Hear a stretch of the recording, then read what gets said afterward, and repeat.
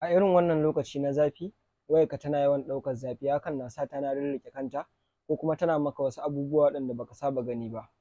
Menene yake jawo hakan? Idan kana amfani da data da yawa, wayarka na consuming data a lokaci ɗaya, wannan yana iya sa waya ta yi zafi. Sannan idan mutum yana buɗe apps da yawa suna amfani da su a lokaci ɗaya, background apps da suke running idan suka yi yawa, hakan yana sa ta ɗau zafi. Haskenka ka ƙure shi ya kai ƙarshe, wannan ma zai iya sa wayarka ta ɗau zafi. Sannan idan kana amfani da wayarka kuma tana caji a wannan lokacin, shi ma wannan abun dole zai sa wayarka ta yi zafi. Kuma wannan wayar idan ta yi zafi tana shan caji sosai fiye da yanda take sha a ƙa'ida. Menene maganin wannan matsala? Idan ya kasance baka amfani da wata manhaja, ka cire ta daga cikin tabs ɗinka ko kuma ka je ka kashe background apps su daina running matuƙar ba amfani kake da su ba.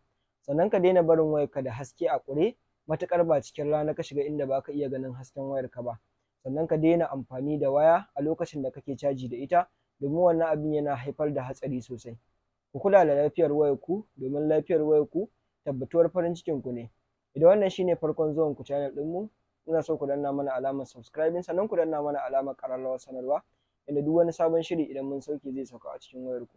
Idan kuma kuna following ɗinmu ne a shafinmu na Facebook ko shafinmu na Instagram ko kuma shafinmu na TikTok ko shafinmu na Snapchat, muna so ku ci gaba da following ɗinmu domin samun sababbin updates irin waɗannan. Mun gode.